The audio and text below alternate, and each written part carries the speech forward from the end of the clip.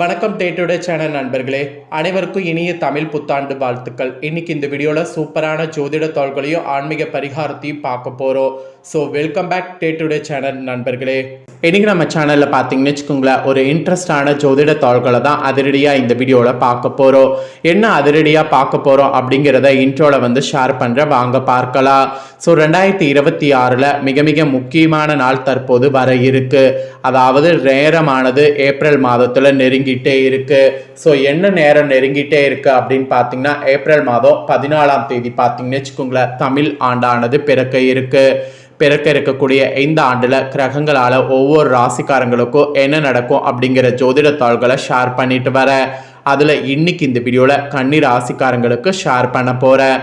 கன்னி ராசியில பிறந்தவங்க இந்த ஒரு வீடியோவை ஃபுல்லா பாருங்க. உங்க ராசிக்கு கிரகங்களால இந்த ஆண்டு என்ன மாதிரியான பலன் கிடைக்கும் அப்படிங்கிறத தெரிஞ்சுக்குங்க. சிவன்மலை ஆண்டவர் உத்தரவு பெட்டியில பொருள் எப்படி சமுதாயத்துல தாக்கங்களை ஏற்படுத்துமோ அது போல கிரகங்களாலையும் உங்க ராசிக்கு தாக்கங்கள் ஏற்படும் அப்படிங்கிறது தெரிஞ்சு அதற்கேற்ப ஆண்டுல செயல்படணும். அதுதான் மெயினா நீங்க பண்ண வேண்டிய ஒரு விஷயம். சரி, உங்களுக்கு கிரகங்களால என்ன நடக்கும் அப்படிங்கிறத ஷேர் பண்றேன். அதுக்கு முன்னாடி பிறக்கக்கூடிய இந்த தமிழ் புத்தாண்டுடைய சிறப்புகளை ஷேர் பண்றேன். இந்த ஆண்டுடைய சிறப்புகளை முதல்ல தெரிஞ்சுக்குங்க. அதுக்கப்புறமேட்டும் உங்களுக்கான பலனை அதிரடியா இந்த வீடியோல பார்க்கலாம். சித்திர மாத முதல் நாள் பிறப்பு தான் தமிழ் புத்தாண்டாக கொண்டாடப்படுது. இந்த வருட தமிழ் புத்தாண்டு 2026 ஏப்ரல் 14 செவ்வாய்க்கிழமை அன்னைக்கு கொண்டாடப்படுது. இந்த நாள் தமிழர்கள் பாரம்பரிய புத்தாண்டு நாளாக சிறப்பாக கொண்டாடப்பட இருக்கு. தமிழ் மரபுகளை பேணி வளர்க்கக்கூடிய நாளாக இந்த நாள் கருதப்படுது.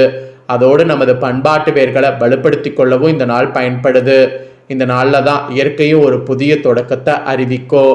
மரங்களில் பூக்கள் பூக்கிறது, இலைகள் துளிக்கிறது, விவசாயிகள் புதிய விதைகளை விதைக்கிறது. இந்த மாதிரிலாம் இந்த நாளில் செய்யப்படும். அறிவியல் ரீதியாகவும் இது ஒரு சேஞ்ச் என்று சொல்லலாம்.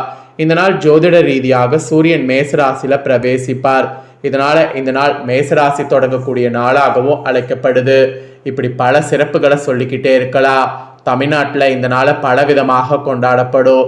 நாமளும் இந்த வருடம் வீடுகளை நன்கு சுத்தம் செய்யணும், கோலம் போடணும், மாயில தோரணம் கட்டணும், வீட்டு வாசலில் மஞ்சள் குங்குமம் வைத்து அரிசி மாவால் அலங்காரம் செய்யணும். இந்த மாதிரிலாம் வரவேற்பு வாசலை சூப்பராக அமைக்கணும். அதோடு புதிய உடைகளை அணிந்து கொள்ளணும். குழந்தைகளுக்கும் புதிய உடைகளை வாங்கி தரணும். எல்லாத்துக்கும் மேலே முதியவர்களை வணங்கி ஆசீர்வாதம் பெறணும்.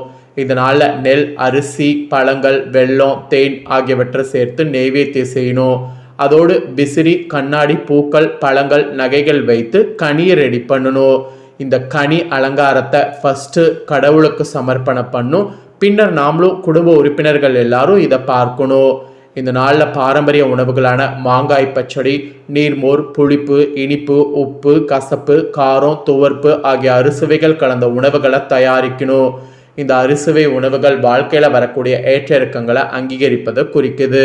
ஸோ தமிழ் இலக்கியங்களை இந்த நாளில் நம்ம கண்டிப்பாக படிக்கணும். இல்லைனா புதிய புத்தகங்களை வாங்கணும்.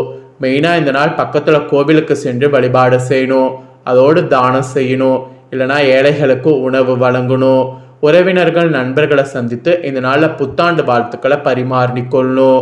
இந்த நாளில் எதை முதல்ல பார்க்குறோமோ அது அந்த ஆண்டு முழுவதும் நமக்கு நன்மை தரும்னு சொல்லப்படுது. அதனால் காலை எழுந்ததும் நீங்கள் தாய் தந்தையரை வணங்கி ஆசீர்வாதம் பெறுங்க. பின்னர் இறைவனை வழிபாடு செய்யுங்க. நல்ல விஷயங்களை இந்த நாளில் முதல்ல பார்க்க முயற்சி பண்ணுங்க. இந்த நாளில் புதிய முயற்சிகளை தொடங்குங்க. புதுசாக வியாபாரம் தொடங்கணுமா தொடங்குங்க. புதிய வேலை வேணுமா தேடுங்க. புதிய வேலைக்கு போகிறீங்களா போங்க. புதிய வீடு பார்க்குறீங்களா பாருங்க. இல்லை புதிய வீட்டுக்கு போகிறீங்களா போங்க. இந்த மாதிரி புதிய காரியங்களுக்கு இந்த நாள் சிறந்ததாக கருதப்படுது. இந்த நாளில் எந்த ஒரு சிறந்த விஷயத்தையும் பண்ணலாம். எது பண்ணாலும் உங்களுக்கு சிறப்பாக அமையும். அதில் எந்த ஒரு டவுட்டும் வேண்டாம். ஸோ இந்த நாளுடைய சிறப்பு இதுதாங்க. இப்போ 2026 தமிழ் புத்தாண்டு ராசி பலன் உங்கள் கன்னி ராசிக்காரங்களுக்கு என்னங்கிறத பார்க்கலாமா வாங்க. எதிலுமே சிறப்பாக செயல்படக்கூடிய கன்னி ராசியினரு பிறக்கக்கூடிய 2026 இந்த தமிழ் ஆண்டு கன்னி ராசினருக்கு இன்பத்தில் திளைக்கக்கூடிய ஆண்டாக அமைய போகிறதுங்கிற மாதிரி குறிப்பிடப்படுது கிரக ரீதியாக. அடடா மலடா அடமலடா என்ற பாடல் வரிகளுக்கு ஏற்ப கன்னிராசியின் வீட்டில் பணமழை அந்த மாதிரி பெய்ய போகுது. எதை பற்றியுமே கவலைப்படாம கால நேரத்தை வீணடிக்காம உழைப்பை மட்டும் போடுங்க. அதுக்கான அங்கீகாரம் கண்டிப்பாக கிடைக்கும். தடைப்பட்ட பணிகள் மளமளவென நிறைவேற ஆரம்பிக்கும். புதிய தெளிவும் நம்பிக்கையும் உங்களுக்குள்ள உண்டாகும். அதோடு தைரியசாலியாக இருப்பீங்க. பயம் என்பதே உங்களுக்கு இருக்காது. இந்த மாதிரி ஒரு பெஸ்ட் ஆண்டாக இந்த ஆண்டு அமைய போகுது. கன்னி ராசினருக்கு 4-7 அதிபதியான குரு பகவான் ஜூன் 2, 2026 வரை 10ஆம் இடமான தொழில் ஸ்தானத்துல சஞ்சரிப்பார். அதன் பிறகு 11ஆம் இடமான லாபஸ்தானத்திற்கு சஞ்சரிப்பார். இதுவரை சொந்த தொழில நாட்டமில்லாதவர்களுக்கு கூட சுய தொழில ஆர்வமானது இந்த ஆண்டு உருவாகும். தொழில் வளர்ச்சி அபரிவிதமாக இருக்கும். லாபங்கிறது அதிகரிக்கும். கூட்டு தொழில கூட லாபமானது கிடைக்கும். எதையும் செய்து முடிக்கக்கூடிய சாமர்த்தியம் அதிகரிக்கும். அதோடு உத்தியோகத்தில் இருக்கிறவங்களுக்கு வேலை பளு குறையும். வேலை பார்த்து கொண்டே உபத்தொழில் செய்து லாபம் ஈட்டக்கூடிய மார்க்கம் தென்படும். பங்கு வர்த்தகத்துல ஆர்வமானது அதிகரிக்கும். தடைப்பட்ட காரியங்கள் துரிதமாகும். அதுக்கான வருடம். கடுமையாக உழைத்தீங்கன்னாவே போதும், பல சிக்கல்கள் சங்கடங்கள்ல இருந்து விடுபட முடியும். கடந்த கால கடன்களை தீர்த்து நிம்மதி பெருமூச்சு விடுவீங்க. சுயஜாதக ரீதியான திருமண தடை அகலோ. மறு திருமணத்திற்கு நல்ல வரன் அமையோ. நண்பர்களால் ஆதாயமானது ஏற்படும். பிள்ளைகளால் ஏற்பட்ட மன உளைச்சல் நீங்கி நிம்மதி பிறக்கும். தொலைந்து கைவிட்டு போன பொருட்கள் கிடைக்கும். சிலருக்கு தாயார் மூலம் திரண்ட சொத்து அல்லது பெரிய அதிர்ஷ்ட தொகை கிடைக்கும். புதிய சொத்துக்கள் வாங்க ஏற்ற காலம். அரசு ஊழியர்களுக்கு ஊதிய உயர்வு, புதிய சலுகைகள் கிடைக்கும். அதுக்கான வாய்ப்பு அதிகமாக இந்த டைம் அமைகிறது. அதுக்கப்புறமா கன்னி ராசிக்கு 5, 6ஆம் அதிபதியான சனி பகவான் ஆண்டு முழுவதும் ராசிக்கு 7வது இடத்துல நின்று கண்டக சனியாக பலன் தருகிறார். ஸோ குரு பகவான் கூட்டு தொழிலை தந்தால் கூட சுயஜாதக ரீதியான தசபுத்தி காலம் அறிந்து கூட்டு தொழிலில் ஈடுபட்டிங்கன்னா நல்ல வாய்ப்புகள் தேடி வரும். தசபுத்தி சாதகமற்றவர்கள் நிதானமாக செயல்பட்டால் எதிர்விளைவுகள் வராது. பாதிப்பு மரியாதை கூடும். அதாவது பாதிப்பு குறைந்து மரியாதை கூடும். தைரியமும் தன்னம்பிக்கையும் அதிகமாகும். குடும்ப உறுப்பினர்கள் ஒருவரை ஒருவர் புரிந்து கொள்ளும். பொருளாதார முன்னேற்றம் மகிழ்ச்சி கொடுக்கும். தாராள தனவரவு ஏற்பட்டாலும் மிகைப்படுத்தலான சுபவிரயமும் இருக்கும். குரு பார்வை ராசிக்கு 7வது இடத்துல பதியக்கூடிய காலகட்டங்கள் அப்படிங்கிறதுனால கருத்து வேறுபாட்டால் பிரிந்து வாழக்கூடிய தம்பதிகள் மீண்டும் இணையலாம். பிள்ளைகளுக்கு சாதகமான நேரம் இருப்பதால் கவலையின்றி இருக்கும்.